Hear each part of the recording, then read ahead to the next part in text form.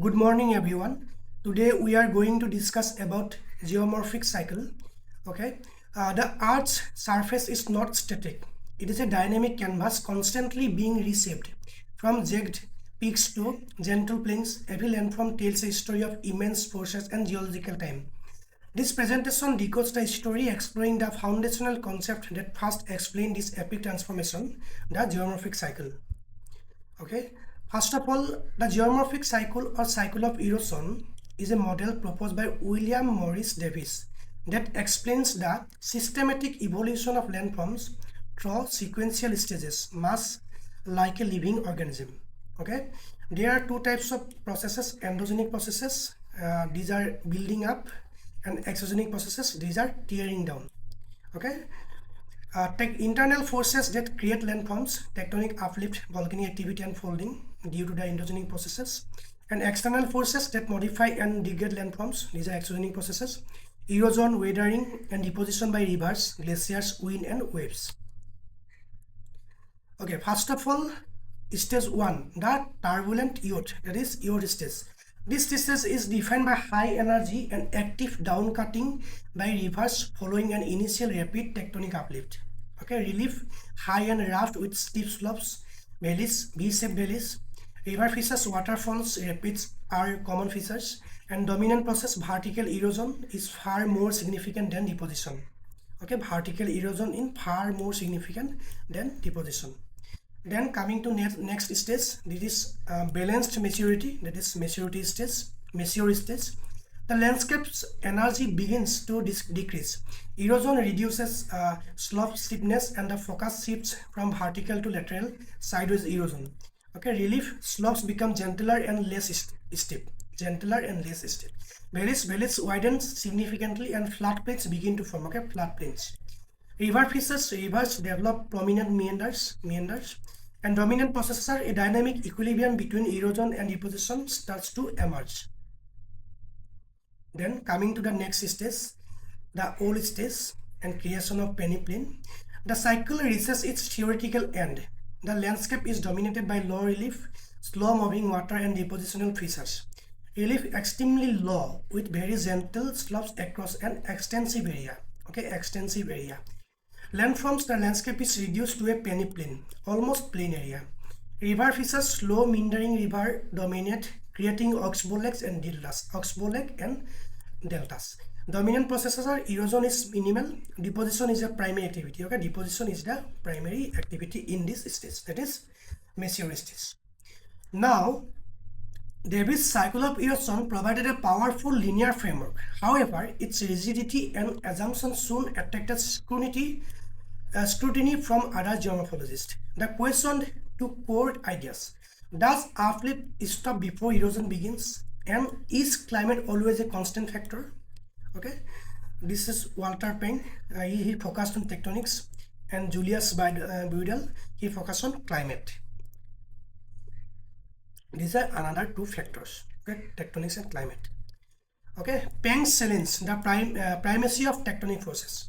Okay, Penck's challenge the Davis slope erosion theory. Core argument: Walther Penck criticized Davis' model as too rigid. He argued that endogenic forces, that is tectonic forces, are a continuous and dominant factors. Okay, landforms are a result of the rate of uplift versus the rate of erosion. Penck's slope evolution model proposed that landforms evolve through a sequence of slope types, not fixed stages. Okay, key concepts: waxing, steady state, and one-inch slopes. Core idea: uplift and erosion occur simultaneously, not in sequence. Okay, this is the diagram of Penck's model, slope evolution model. Then Budel's challenge the influence of changing climate. Okay, core argument is Julius Budel argued that Davis' model failed to account for significant climatic variations over geological time. He states that different climatic conditions produce vastly different erosional processes. Okay, different climatic conditions produce different erosional processes. Budel's polycyclic landscapes theory asserted that most landforms have undergone multiple erosion cycles rather than a single sequential one. Okay, key concept is polycyclic landforms are the result of repeated cycles of uplift and erosion under changing environmental conditions. Okay, three theorists, three perspectives and on landscape evolution. First of all, William Morris Davis, cycle of erosion; Walter Penck, slope evolution; Julius Budel, polycyclic landscape. Okay, tectonic activity in cycle of erosion, rapid, short-lived uplift before the cycle began, and slope evolution, uplift is continuous and occurs simultaneously with erosion. Then polycyclic landscape, repeated cycles of uplift and erosion. And in terms of driving processes, cycle of erosion, a time-dependent sequence of stages like youth, mature, and old stage. Then slope evolution, the ratio between the rate of uplift and the rate of erosion. Then polycyclic landscape, shifting climatic conditions driving different erosional processes. In terms of climatic assumption, cycle of erosion assumes uniform and constant climatic conditions. Slope evolution, tectonics are the primary driver, not climate. And polycyclic landscape, climate is the key variable that changes over time.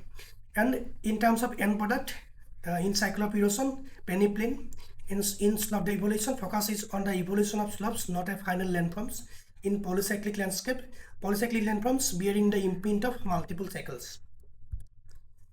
Beyond the models, the real world factors at play. Okay, the evolution of any landscape is not determined by a single model, but a complex interplay of factors. Okay, these three elements control the rate, nature, and outcomes of the geomorphic cycle. These factors are climatic conditions, then lithology and rock structure, then tectonic activity and base level. Okay, climatic conditions, temperature, frost action, precipitation, that is rainfall, fluvial erosion, and wind aeolian processes dictate the dominant erosion process. The lithology and rock structure, the type and structure of the underlying rock determine its resistance to erosion. Tectonic activity, that is base level, tectonic uplift rejuvenates landscape while changes in sea level, the base level, after river incision and deposition patterns. Okay, how rock structure writes the rules of erosion. Okay, the underlying geology exerts fundamental control over the resulting topography. Hard resistant rocks, that is granite, and soft soluble rocks, that is limestone. Okay, granite resists erosion, forming highlands, ridges, and plateaus. Limestones erodes faster, creating valleys, levels, and distinctive karst landscape. Rock fractures, joints, and bedding planes also act as lines of weakness, influence the formation of cliff and ridges. Okay, limitations of the cycle and modern geomorphology. Criticism of the Davis model, criticisms of the Davis model. Static nature, it wrongly assumes a linear sequential evolution and ignores ongoing tectonic activity. Lack of climate consideration, it treats climate as a constant factor, failing to account for major shifts over geological time. The evolution of the idea, modern perspective, dynamic equilibrium, suggests landforms are in a constant state of balance between the forces of uplift and erosion rather than progressive through fixed stages. Okay, tectonic geomorphology and process-based models, modern approaches focused on measuring real-time landscape changes and the direct impact of tectonic forces. Davis cycle remains a fundamental concept, but modern sciences views landscape as more dynamic and complex systems. Okay, these are the criticisms or limitations of Davis model. Then mastering the geomorphic cycle for the UGC NET exam, there are some tips.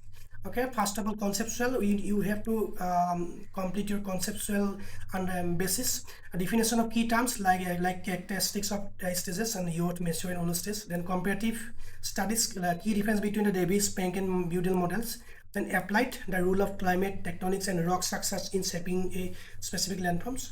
These are some key basics forms to understand the patterns of questions. Then there are some core terminology for your UGC NET exam. Geomorphic cycle, the progressive evolution of landforms through stages. Then peneplain, the low relief near flat plain, that is the theoretical and productive of Davis cycles of erosion. Endogenic forces, internal forces that create relief, example tectonic uplift. Exogenic forces, external forces that wear down relief, example erosion and weathering. Base level, the lowest level to which a river can erode its bed, often sea level changes in base level rejuvenate or age a landscape. Polycyclic landscape, a landforms that shows evidence of multiple cycle of erosion, often due to climatic changes or repeated uplift. Okay, that's all for today. We have learned about the cycle of erosion by William Morris Davis. If you have any doubt and query, just let me know in the comment section. Thanks for watching. Thank you.